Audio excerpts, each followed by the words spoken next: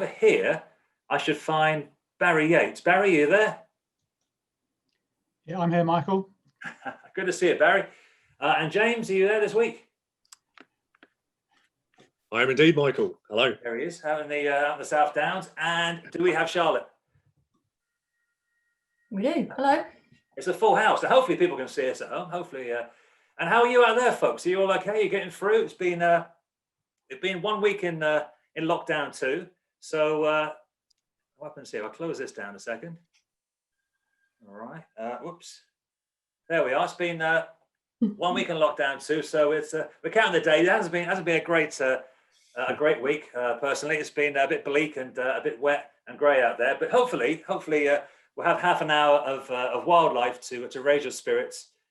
So if this is all working, let's try this. There we are. Okay, so episode 2. Well, we got through last week just about. So thank you for those who joined us last week, and welcome to new attendees who are joining us for the first time. Now, if you weren't here last week,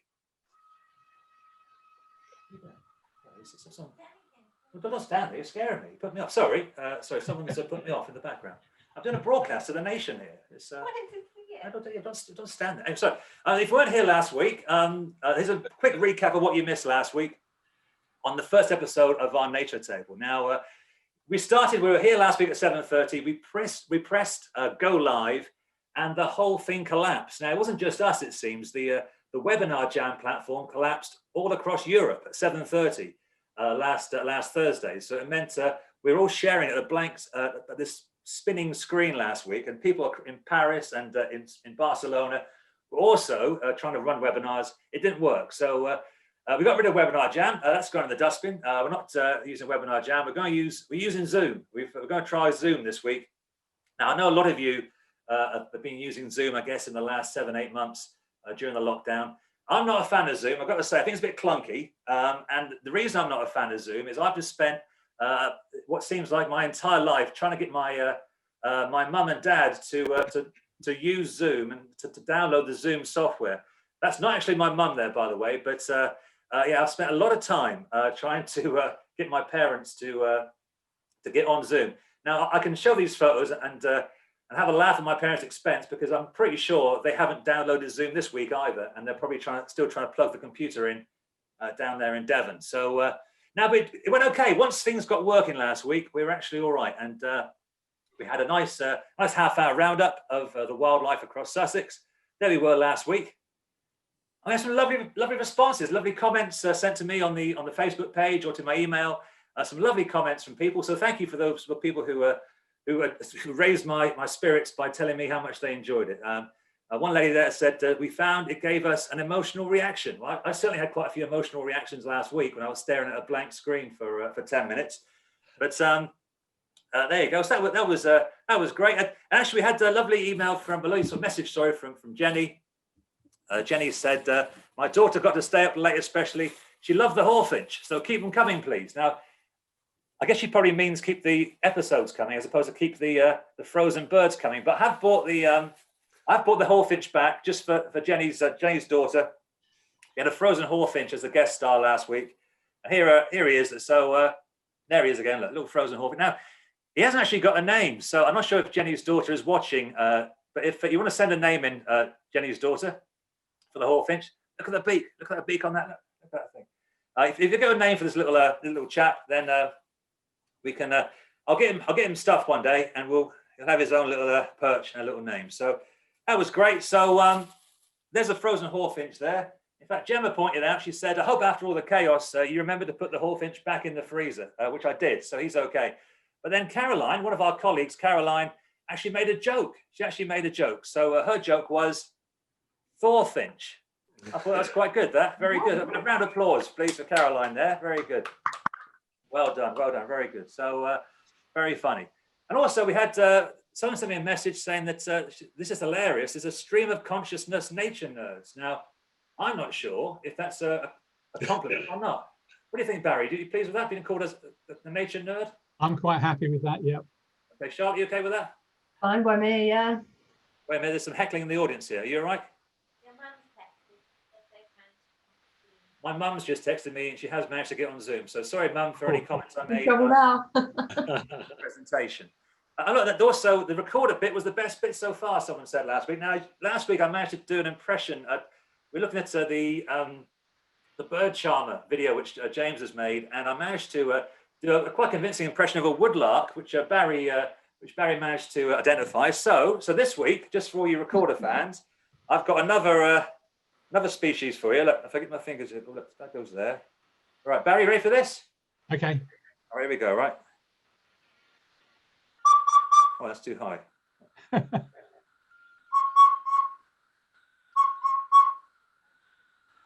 That's a recorder. So this record, yeah, but you got. I thought it's quite easy.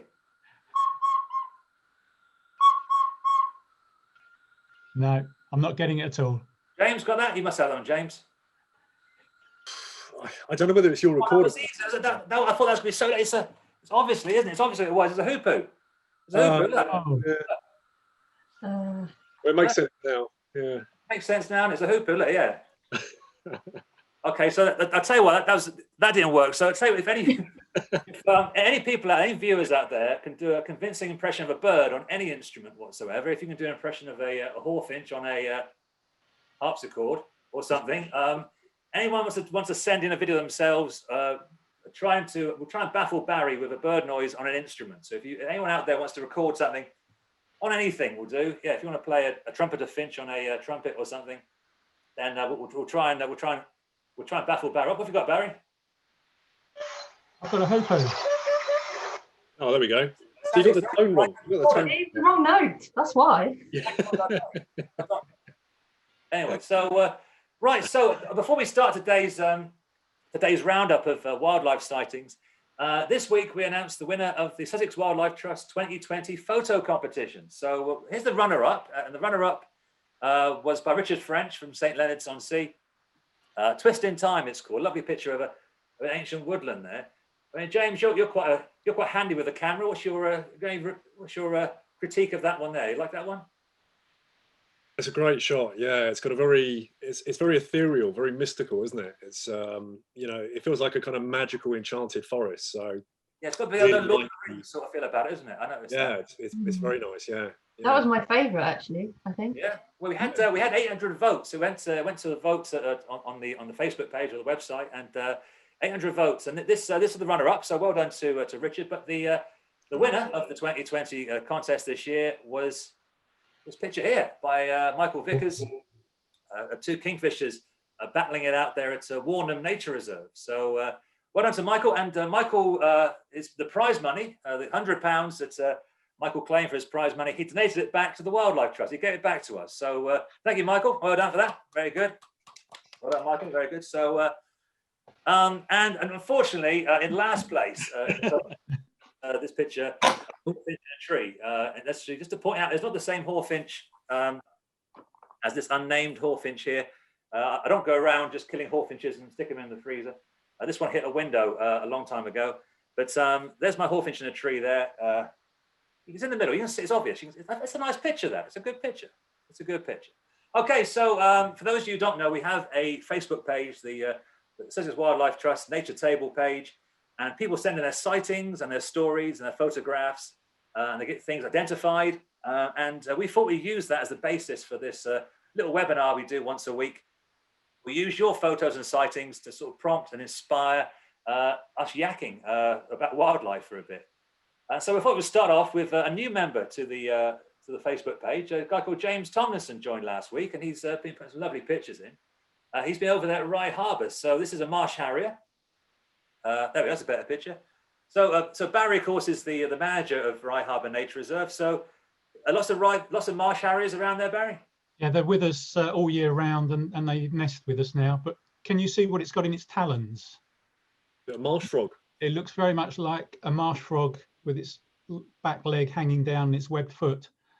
So here's a native bird that's done very well with our reed bed creation, and it's spending a lot of time catching the non-native, the introduced marsh frogs. So we will have more of that, please. One less marsh frog at Rye Harbour. And also, James sent us a picture in of a great white egret this last week. And we mentioned them last week, Barry, but there's a picture there. So you said there's quite a few of these around at Rye Harbour as well now. Yeah, and James is one of our star volunteers, and he's always walking around with his camera. He was out again this morning, but this is one of about 8 of great white egrets we've got regularly around the reserve. There's been a notice on the sightings page. There's been a few seen around the county, not just at Rye Harbour. So I thought, can you just talk us through, Barry? I've got some of we know the little egrets we see a lot, but what's the ID features between the great white egret and the little egret? Well, size is not always apparent if they're out on their own in the distance, but if they were stood side by side, the great white egret is about twice the size.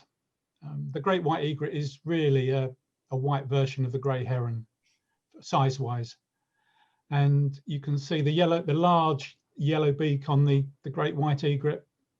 And if you get good views of little egrets, they've got bright yellow feet, and they use those for tickling the fish or prawns out of the shallows. You can see them dabbling their feet in the water in front of them just to scare their prey. Okay, thanks. Well, we'll look out for those across the county. Now it's been it was still quite warm last Sunday it was quite warm still. So in the warm weather, we're still seeing a few butterflies around. Here's a picture taken by Maria Dixon at Coombe Valley Country Park last Thursday. So you still find some of the butterflies who haven't gone into hibernation yet will be out basking, getting the last bit of warmth from 2020. And this morning on the Facebook page, David Garrard over near Grafton there, David said that this morning he watched 2 little red dragonflies flitting around in the sun on Iping Common. This is one of them. There's one of them there. And can you ID it, please? Well, David Bradford, I know David very well. He's over in Lewis. Hello, David, if he's watching. David rightly says a common darter. Now, I know James put together some really good dragonfly ID presentations and videos this year. So is this one of the last species we're going to see this year, James? Yeah, it pretty much is, Michael. I mean, to be honest with you, the common darter is pretty much Britain's commonest lowland dragonfly species. It's one of like 6 darter species, but there's only really 2 that are relatively common. So there's this common darter and the very amusingly named ruddy darter, which I promise I haven't made up. It sounds like it's a bit of a rude dragonfly, but it's not really. So, you know, it might seem very late in the year, but actually this dragonfly may well still be flying in December, maybe even leading up to Christmas, particularly if the weather is very warm. And the thing is that often, you know, territorial males, they'll sort of perch on the ground, you know, they'll perch on rocks, they'll perch on timber, and it really helps to warm them up. So actually, because they're getting quite warm, it means they can be very active even in quite sort of cool conditions. And often, you know, you find them well away from water as well. So you find them kind of on woodland edges and along hedgerows. But one of the things that I really like about this dragonfly is that they can be really approachable. So if you're really quiet and you sneak up on them, you can get really, really near, and they'll often cock their head at you in a very sort of dog-like way, which I know is a little bit of kind of anthropomorphism, but it seems to kind of humanize them a little bit. And, you know, they're a really easy dragonfly to familiarize yourself with just because you can get so close to them. So, yeah, when it's nice and warm, get out there and keep your eyes peeled for them, and you'll definitely see them. You know, they'll be out and about flying sunny days. Yeah, I can't imagine there's too many sunny days left, and certainly after the weather last night. If there are sort of any sunny days left in November, well, maybe there's a few common darters left. Thanks, James. What's happened here? Well, anyway, that's a strange screen there. Not sure what that screen was. Anyway, now last week, Charlotte, who's our wild call officer, was talking about the wild call service. Should I mention about what the service does again, Charlotte? Yeah, so it's a free service providing information and advice about anything and everything vaguely wildlife related. So if you've got a question or you need some advice, or you want to make a pond in your garden or respond to a planning application, you can ask and we'll do our best to answer. Now, Charlotte was saying to me in the week that this time of year we have lots of questions, or Charlotte has lots of questions, of course, about hedgehogs. So is it a bit late for hedgehogs to be out and about, Charlotte? It really depends on what the weather decides to do. Hedgehogs do hibernate most years. Usually, we'd expect them to. And when they start hibernating and how long they hibernate for does depend on how cold it gets and how long the winter lasts for. So some people are a bit worried if they still see hedgehogs out and about during November, but it has been pretty mild and it still is. So they'll be out and they'll be active, roaming about looking for food as long as there's food for them to find. And a lot of people do feed hedgehogs as well, and it's perfectly fine to keep doing that. It won't stop them from going into hibernation. So they'll probably be out and about and visible in the garden until you know it really does get a bit colder. You sent me a picture. Is this some sort of new sport you're trying to invent or something? What's going on here? Tennis with hedgehogs. So this is, I think, quite a handy chart to look at, because the other thing that tends to happen at this time of year is people spot really, really tiny hedgehogs in the garden. And most baby hedgehogs tend to be born around June. So by now they've had plenty of time to grow and eat lots, because before they can go into hibernation, they have to eat enough to put on plenty of fat, because that's what they're going to survive on while they're asleep for potentially a few months of the year. The trouble is sometimes hedgehogs have a second litter, and when they have a really late litter, you end up with these autumn juveniles. And this is to give people a bit of an idea of how small is too small, really, because it's quite difficult to gauge this. But you can see the really tiny one at the top is only 200 grams, and it's not massively bigger than a typical tennis ball. And usually the advice is they really need to be at least 450 grams if they're going to survive and have a good chance of hibernating successfully. And ideally they'll be much bigger. So that gives you an idea of sort of the size difference and how much growth those little late litter hedgehogs need to do before they can hibernate. So that's another popular question. If you find a little hedgehog in the garden, what should you do? So the best thing to do is to try and see. I mean, sometimes if they're obviously tiny, you know, it's best to catch them and contact a wildlife rescue, and they can be overwintered and safely released the following spring when they're big enough, so they can spend winter in safety. If they're sort of more on the verge of almost being big enough, the best thing to try and do is leave them in the wild. So if you can provide some food for them and help them kind of fatten up a bit more, that's the ideal thing to do. But if you're at all worried, it's always best to check. But there are loads of options for hedgehog carers. There's a huge network of people dedicated to looking after these hedgehogs. So there's lots of help available for when people do need it. Okay, I mean, you were saying about how small is too small, but I was looking online. I was trying to work out how big is too big, because you've been comparing these hedgehogs here to tennis balls, and there's a story online about a hedgehog which swelled to the size of a beach ball. Up in Scotland, I think, and so a hedgehog which swelled to the size of a beach ball, it's been released back into the wild. The swelling was caused, had a punctured lung, and it caused air to be trapped under his skin. And the Scottish group there said they've been caring for the creature. They're called Zeppelin, and inflated to 30 inches around there. But over the last 8 months, the hedgehog has made a full recovery. So are you aware of this story, Charlotte? I don't think I have seen this story. It's a bit of a nasty thing that can happen. I know you do care about hedgehogs, and so I'm sure you'll be keen to see the picture, and I'm sure you won't find it funny at all when you see a inflated hedgehog, which has a punctured lung and it's swollen up. It's a really sad story.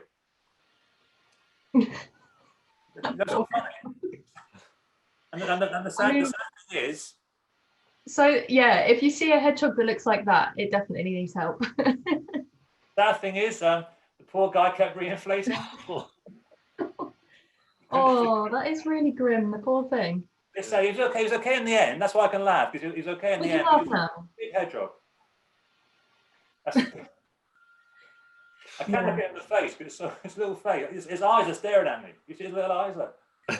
It's amazing such a small creature can. I mean, if his friends could see him, that's pretty embarrassing if he caught like that. It's. But he was okay in the end. That's the good. Have you got an after photo? No. No. But I think I don't know what they did. They must have put a pin in the guy or something. But they deflated him in the end, and little Zeppelin managed to wriggle off. But look at that little face. So, right, I'm gonna have to go anyway. Now, here's a picture I took. You may recognise this place, Barry. It's over at Castle Water. This is another of my great, one of my fantastic wildlife photos. I'm sure you can all see the hobby in the picture there. You see that? It's a great. But Barry, you've been out doing some nocturnal wildlife filming over at Rye Harbour. Yes, but I haven't been staying out late at night. I've been using these things, trail cameras. It is rather cheating because they're there all the time and they can see at night using infrared. But it's really exciting setting them and working out what's a likely spot and seeing what you can record.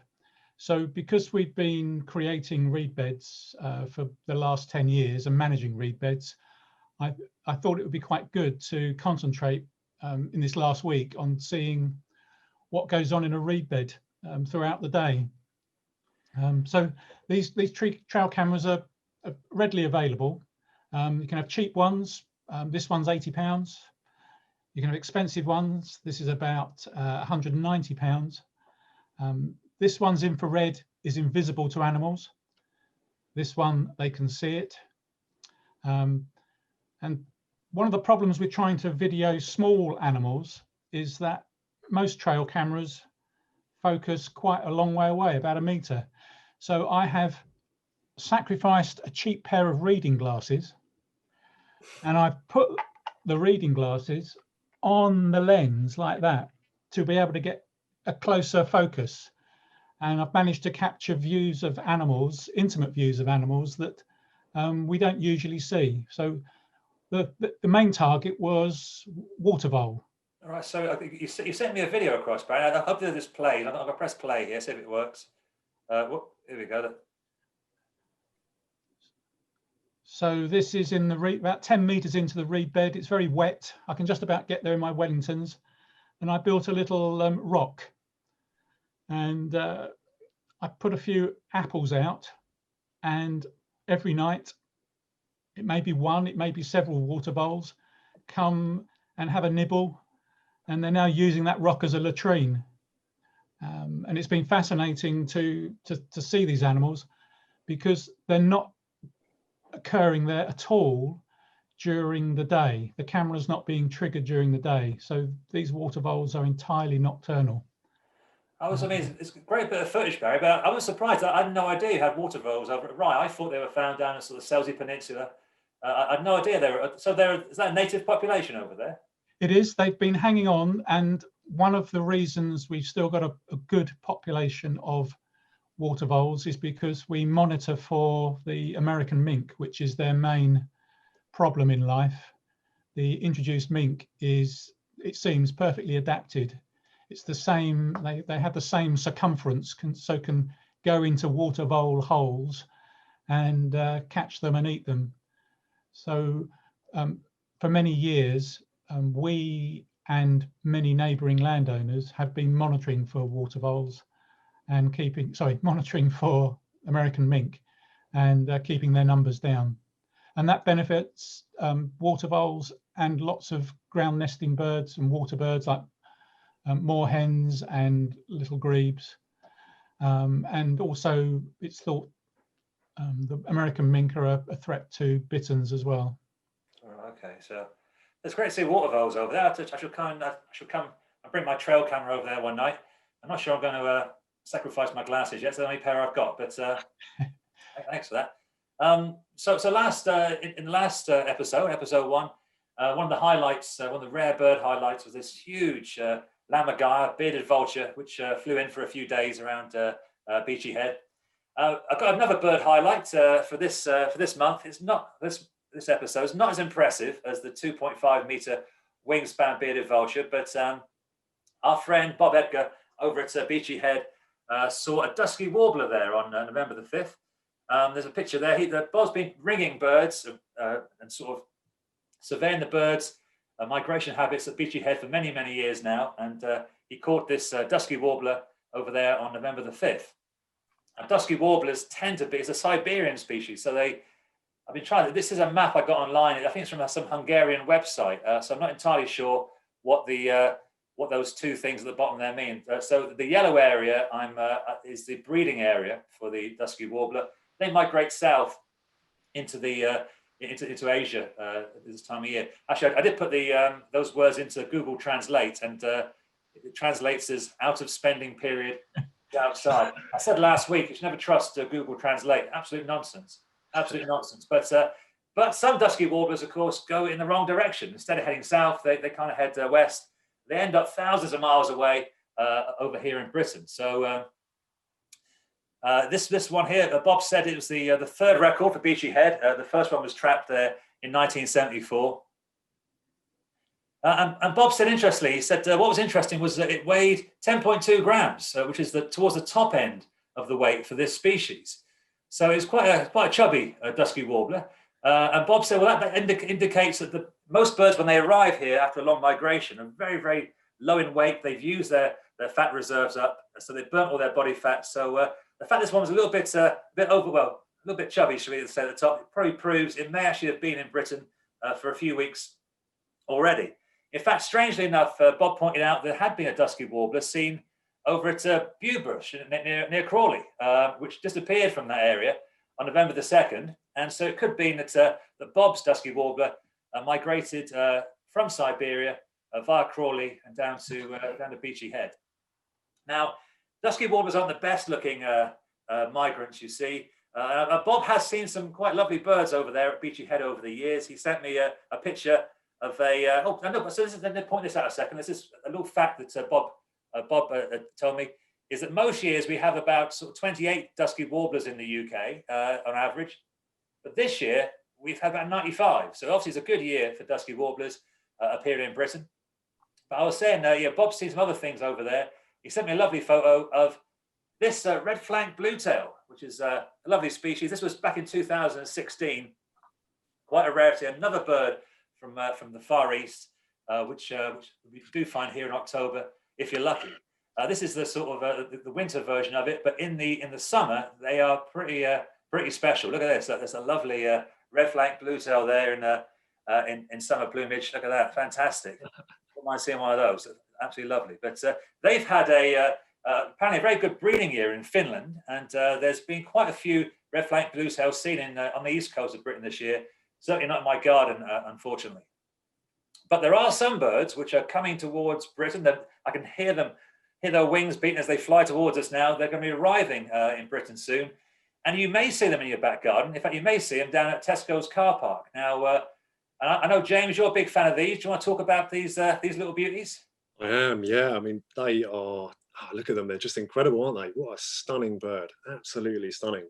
Yeah, so I mean, these are waxwings, and waxwings, they breed in sort of high latitude zones, across Scandinavia and Siberia, etc., etc. So, up in the boreal zone that kind of stretches all the way around the planet.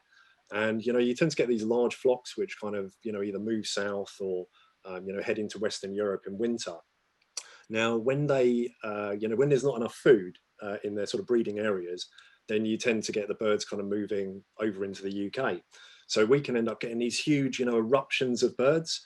And whereas in some years, we might get just sort of hundreds, across the whole of the UK, some years we might get thousands, maybe even more than 10,000, which is quite incredible. And, as you said, Michael, one of the most amusing things about them is, you won't necessarily have to go somewhere really remote and really inaccessible. You may well see one in Tesco's or Sainsbury's. Now, it won't be there like collecting its nectar points or anything like that. But they're looking for berries essentially, and one that they've got a real affinity towards is rowan. They absolutely love rowan berries, and this is along with hawthorn and whitebeam and wild rose, etc., etc. So don't worry if you're not a Sainsbury's or a Tesco shopper, because they might turn up in any supermarket, absolutely any of them. And I think one of the things that I love about them is, just like us, they tend to get really inebriated. So often you'll find during winter, they'll often eat like sort of semi-fermented berries, which gets them absolutely, just gets them completely blotto. And apparently it makes them temporarily incapable of being able to fly, which is obviously not very good if you're trying to avoid predation. But unlike us, they apparently have a really efficient liver, which means they can make a very quick recovery. So whereas we'll be, stewed over the whole of Christmas, these waxwings, they'll sort themselves out very quickly. But yeah, I mean, beautiful, aren't they? Absolutely stunning birds. So what I would say is, you know, anytime you're in Tesco's, you know, if there's any rowan trees around, check them out, because, you know, there's a possibility of seeing some waxwing there. Yeah, I got the bird call here because this is a few years ago. There was a load in Tesco's in Lewis, in the Tesco's car park there. Always Tesco's. Yeah, I pulled in because I rushed to Lewis to buy some prune juice. So that's another story which I won't tell you about now. But and I heard this noise, and this is the noise. If you do hear this noise in the berry bushes, let's see this. You hear that? A lovely little trilling noise there. Yeah, so I was in the car park, I heard the noise, and there's some bird watchers all stood there, and I thought I'd go get the prune juice first. I ran to get the prune juice, I came back out, and they're gone, they've flown off. They didn't come back, so I missed them. So lesson to be learnt there. Always go for the waxwings before you go for the prune juice. Now, Mike, are you going to give that a go on the flute, by the way? I could, no, maybe I'll rehearse for next week. That's a bit too much trilling there for me. I'm not too sure I'm good at not good with my little fingers.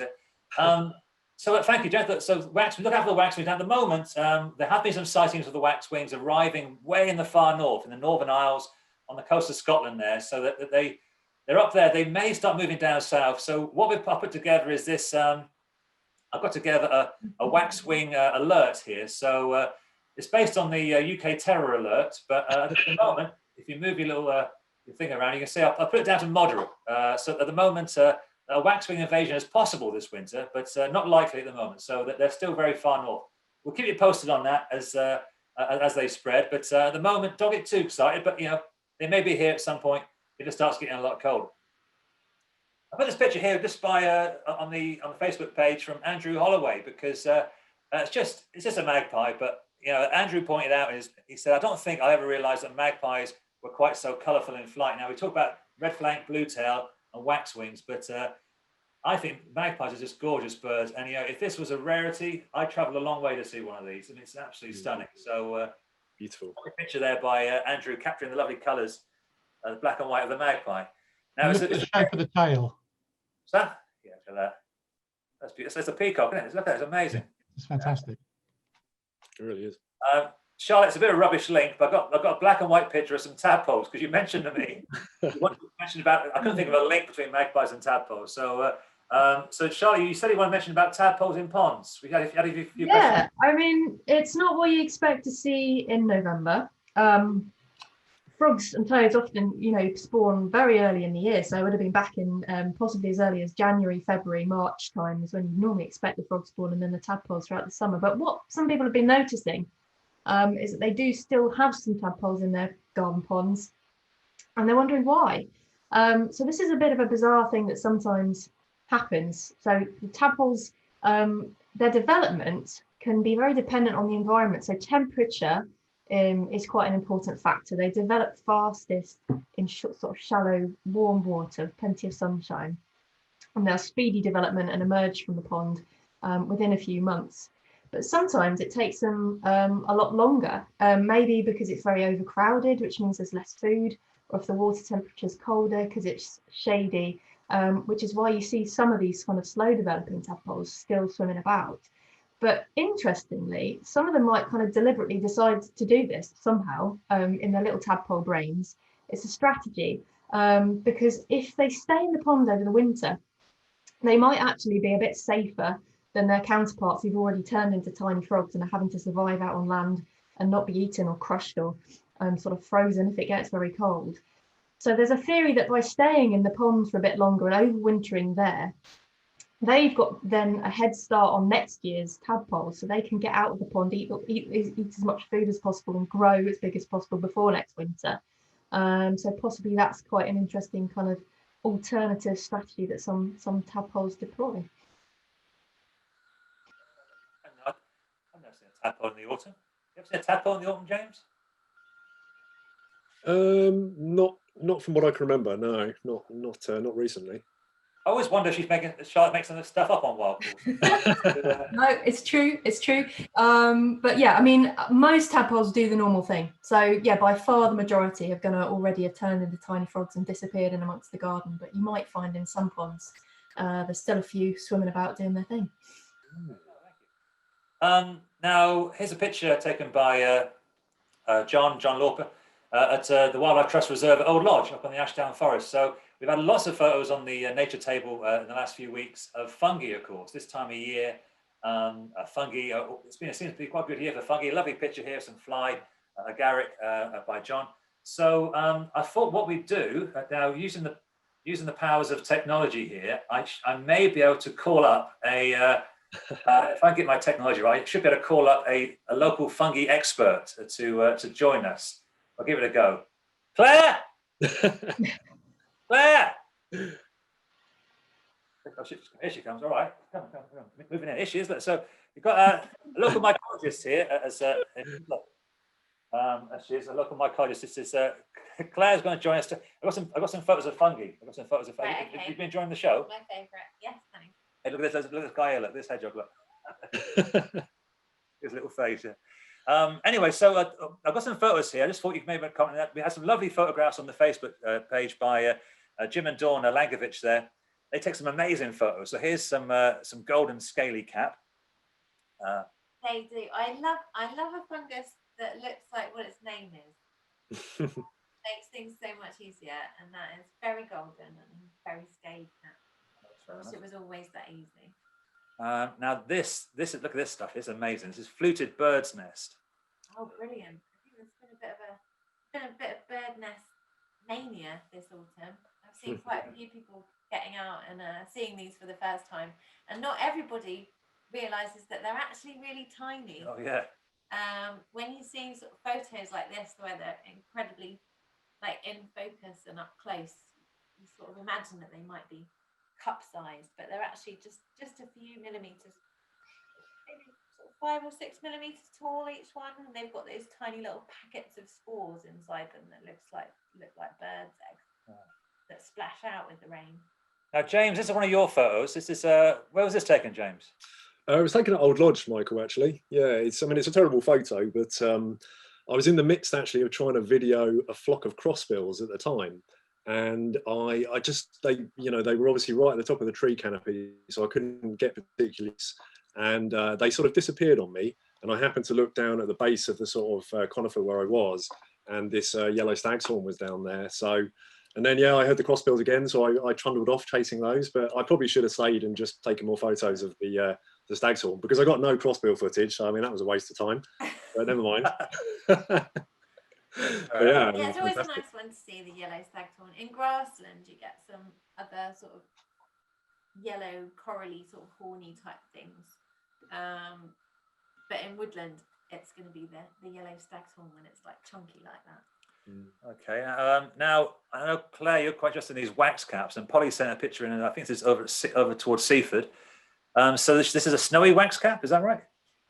I'm going to say that yes, that is correct. If you the kind of wax caps, they're incredibly alluring mushrooms. They can come in all these incredible colours, be really variable, and you kind of think that because some of them are green and some of them are red and some of them are yellow, that they'll be quite easy to identify. If you see a sort of yellow one, then it will be the golden wax cap or something. But they are actually quite cryptic and quite difficult to identify. Well, so I've got some more coming up. So let's see. So you do need to have a look underneath often and see what the gills look like. Now, but when they like green ones like this, so that's a parrot wax cap. Parrot wax cap. All right. Yes, okay. They're one of the ones that you can definitely do out in the field. If you see a sort of shiny, moist mushroom like this with green colours, you've got a parrot wax cap. But they can be pink or orange or yellow, sometimes blue. In fact, they can come in this incredible array of colours, which is why they're called parrot wax caps. And they get a bit trickier as they get older because the green sometimes washes away.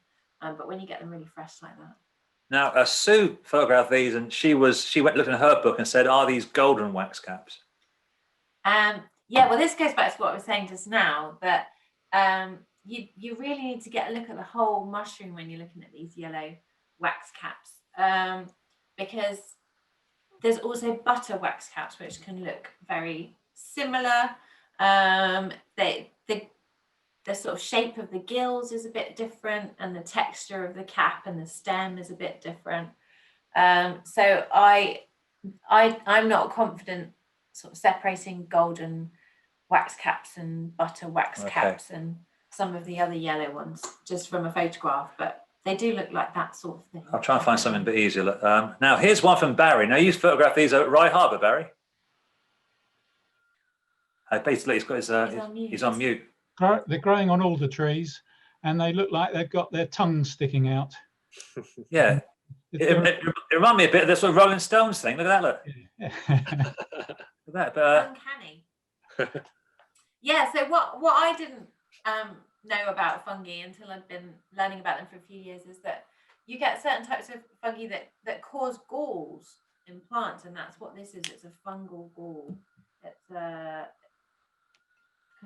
fungus that grows inside the plant and then causes it to create these incredible tongue protrusions out of the catkins, and then eventually it will kind of create its spores on those tongues, and they'll sort of float off in the air to go and infect them. Very strange. And I think it's a fairly recent newcomer, isn't it, to Sussex? Well, it may well be. I'd never heard of it before Graham Lyons found it at Woods Mill.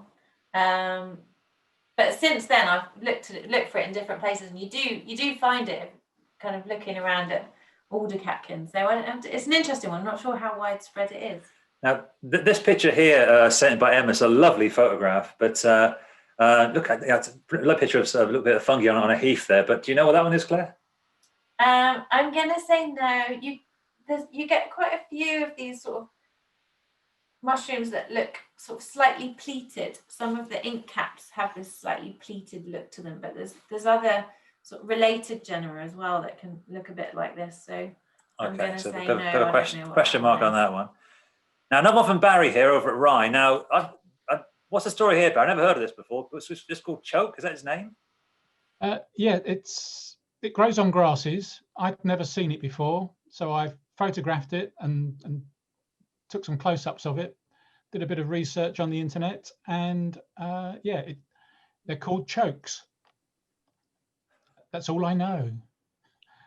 All right, well, that's new to me. Yeah, that was pretty much all I know about them as well. Right, they are a kind of fungus that grows in sort of symbiosis or in a parasitic relationship with grasses. Okay, so that's a bit of homework for me then for this week. We'll find a bit more about choke. Now, this one here looks like some sort of skin disease. I put it up here. This one here, Claire, any idea what this is? I would be interested to know what that was growing on. It looks to me like beech jelly disc. So was it growing on a beech tree? Okay. There's a few different jelly discs, but the beech jelly disc has that sort of slightly beigey tone to it, pinky beige. Okay, now this one here's from Charlotte. It's one of yours, Charlotte. It's a bee. That's not a bee. It wasn't a bee. Let's get a bit closer. Now, Claire said this is the delightfully named a dog's vomit slime mold.